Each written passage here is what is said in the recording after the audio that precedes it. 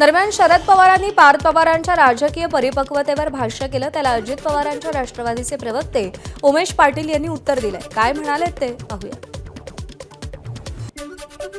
एवढा मोठा पहाडासारखा नेता गेल्यानंतर आज आमच्या पक्षावर केवढा मोठा डोंगर कोसळला होता।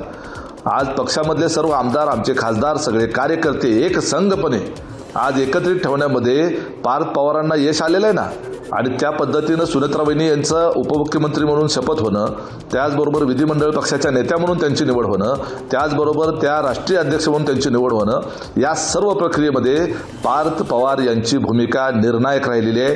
त्यामुळं पार्थ पवारांनी अतिशय व्यवस्थितरित्या त्यांनी या पक्षाचं युवा नेतृत्व किती सक्षम आहे हे त्यांनी कामातून सिद्ध करून दाखवलं। एबीपी माझा, उघडा डोळे बघा नीट।